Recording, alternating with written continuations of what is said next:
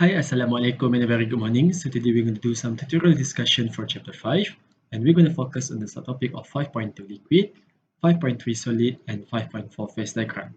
So we're going to look into the question of question 10, 11, 13, 14 and 15 respectively. So without any further ado, let us start. So for tutorial question 10, we have to arrange the compound in order of the increasing strength of intermolecular forces and we have to explain the answer. So here are the compounds. So as what you can see here, the ethanol will have the highest boiling point. And this is followed by the dimethyl ether with 313 Kelvin. And the last one is the propane, which is 231. So from the boiling point here, you can deduce is intermolecular forces. So the higher the boiling point, the higher is the intermolecular forces. So the sequence that you made here is correct. So we can say that the ethanol gonna have the highest intermolecular forces, followed by the dimethyl ether second, and followed by the propane number third. And the structure of this compound here can be seen as here. So the ethanol is looking something like this. The dimethyl ether gonna be looking something like this with two lone pairs. And then we're gonna have the propane. So the structure of dimethyl ether is basically looking something like a band. Okay, something like this. And in order for us to explain the answer, we can say that the propane gonna have the lowest boiling point because it only have a weak London dispersion forces because this one is a non-polar molecule. Meanwhile, for the dimethyl ether, it is a polar molecule. So for the polar molecule, it's gonna have a dipole-dipole forces. Meanwhile, for the ethanol, it's gonna have a hydrogen bonding. So the hydrogen bonding is formed by the hydrogen here when it is connected with oxygen of the other molecule. So hydrogen bond gonna be formed, and the hydrogen bond is much stronger than the van der Waals forces, which is the dipole-dipole as well as the London dispersion forces, and that is why more energy is needed to overcome the strong hydrogen bond compared to dipole-dipole forces and the weak van der Waals forces in dimethyl ether and propane respectively. And as a result, the ethanol gonna have the highest boiling point and the propane gonna have the lowest boiling point. So for question number 2, which of the following compound will have the highest vapor pressure?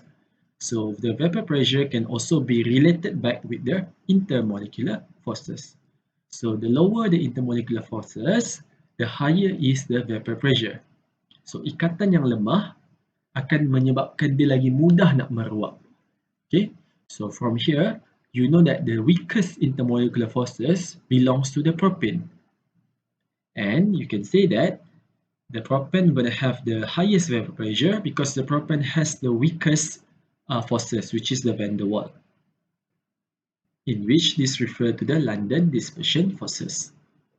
And only a small amount of energy is needed to overcome the weak forces, and hence it poses the lowest boiling point and have the highest vapor pressure, where the particle can easily escape from the surface.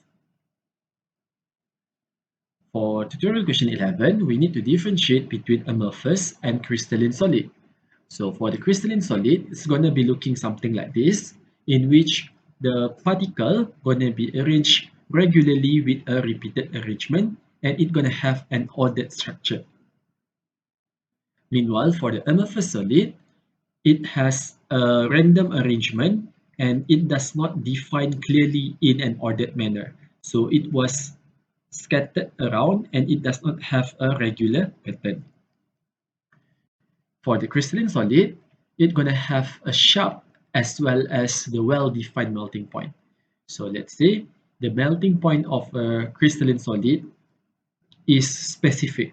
For example, 175 degrees Celsius. So it is very, very sharp and specific.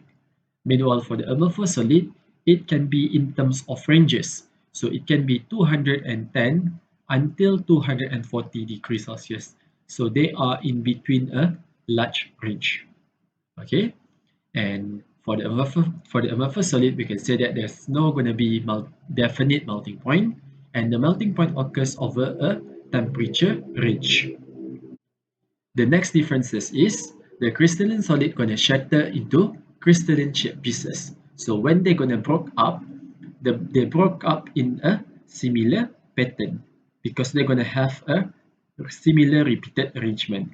Meanwhile, for the amorphous solid, it's going to shatters irregularly because it can breaks apart according to the strength of the bond. So some pieces going to be larger and some pieces going to be smaller. And you can also include some example for the amorphous solid. For example, glass.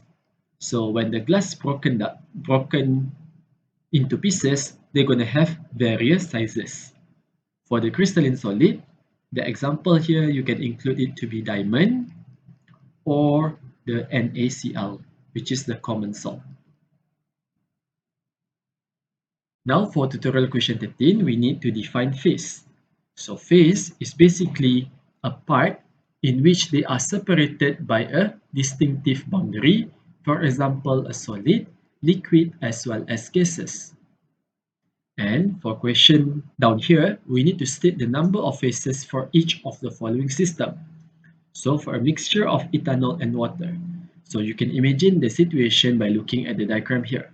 So ethanol are basically very soluble in water because ethanol can form hydrogen bonding, and as a result a clear solution going to be formed. So you cannot distinguish between one type of compound with another, and you can only see that as one clear solution, and as a result you're going to have only one phase. For a solution of benzene and water, you can imagine the situation to be something like this. So benzene is basically a non-polar molecule because it contains only carbon and hydrogen, C6H6. So you're going to have a structure to be something like this. Even though it is colorless, but it is insoluble in water. So when it is insoluble in water, you're going to see that it's going to have a layer, one layer representing a benzene, and then another layer representing water. So even though they're going to have almost similar color, but you can see the line or the layers very clearly. And as a result, you can see that it's going to contain two phases.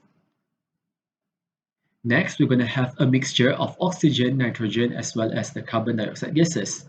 So let's say if you have a gas mixture, which is something that's around us.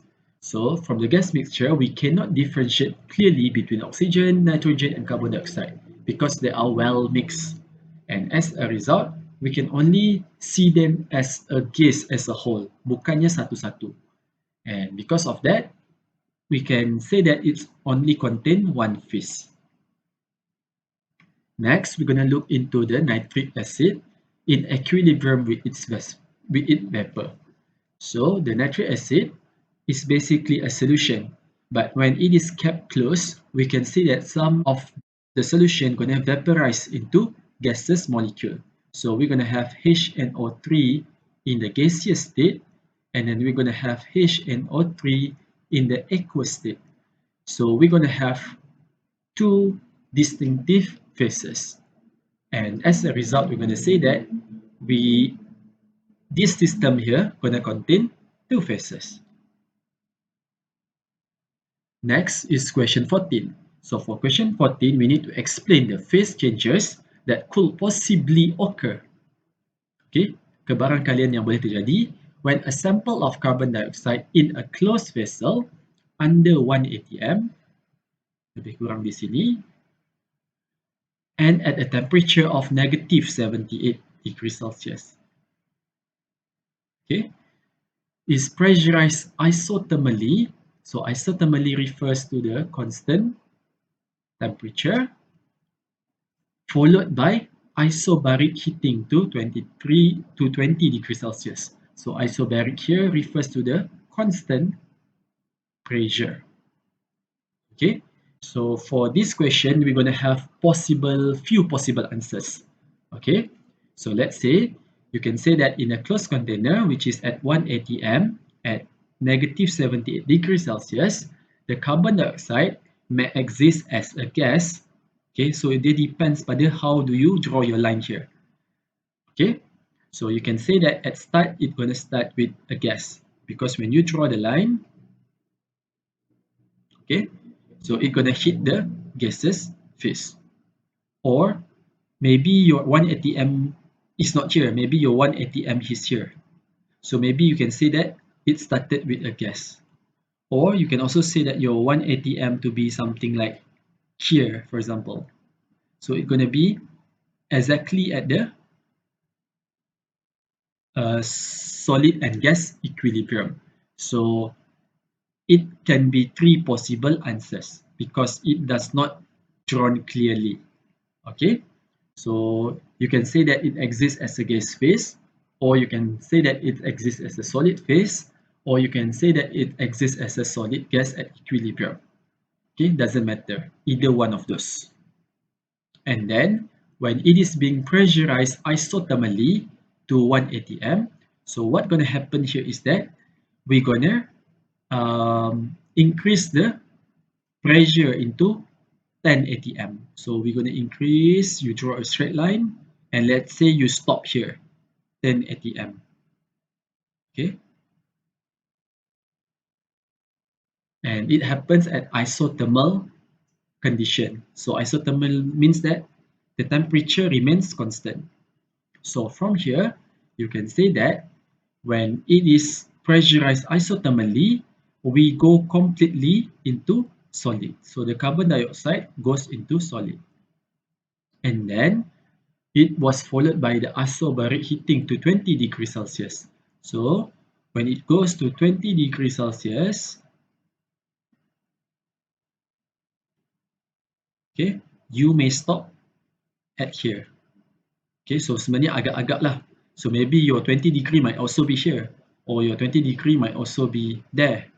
Okay, so because it was not simplified, so you're going to have a few options.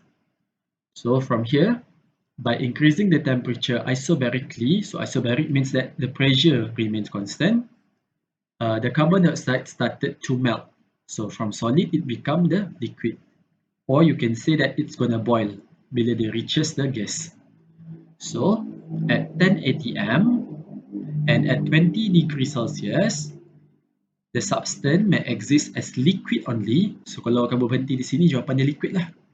Or you can say that it stop at here, which is liquid gas at equilibrium. Or you can draw it to be here, which is gas only. So there are going to be few possible answers for this question. Now for tutorial question 15, figure below shows a phase diagram of water. So which curve represent the equilibrium between ice and the water vapor? So from the diagram here, we know that this region here belongs to a solid. This region here refers to the liquid phase, and then this region below here refers to the vapor or gas. So the curve that represents the equilibrium between ice and water vapor is this region here, which is dB. Okay, so we can say that this line dB represent an equilibrium between ice and water vapor. And next, we're going to state the phase changes when a sample at point E is heated at constant pressure until point F is reached. So, seolah-olah kamu akan buat satu garisan daripada E kepada F. And then you're going to state that the phase changes that going to occur. So, you're going to draw the diagram to be something like this, in which point E until point F. And then you can say that there's going to be an additional point X, Y, and Z here. So from here, you can state the phase change. So at point E, it initially exists as a solid. At point X, it's going to exist as a solid liquid at equilibrium. And then at point Y, it exists as a liquid. At point Z, it's going to exist as a liquid gas at equilibrium. And then at point F, which is the final point, it's going to exist as the gas phase. Okay, so this is how you answer question B. And then for question C, we need to name the point at which the BC line, which is the BC line here, intersect at 1 atm. So this one is atm, which is the pressure. So 1 atm. So you know that the BC line here refers to the melting line. Okay, melting line because solid can be go into liquid. Or you can say that it is a freezing line because it can go from liquid into solid. And once we are talking about 1 atm, it refers to the normal condition. So we can say that the point at which BC line intersect at 1 atm refers to the normal freezing or the normal melting point. And then for question D, the BC line here has a negative slope, which is not typical. So we have to explain. So this situation is happening because ice, as mentioned in the lecture, is less dense than water. Okay, so kebanyakan substance, which is while most substance are denser than their liquid. So basically, most substance, their solid state will be denser than their liquid. Okay, so solid lagi dense, jadi dia akan ke bawah, dia akan tenggelam. However, in the phase diagram of water, it's going to be the reverse. The solid going to be less dense, and that is why ice float on water. Okay, so for the reason here, it's going to have a negative slope because ice is less dense than water, while the most solid are denser than their liquid. Okay, so I think that's all for today's video. See you again some other time. Bye!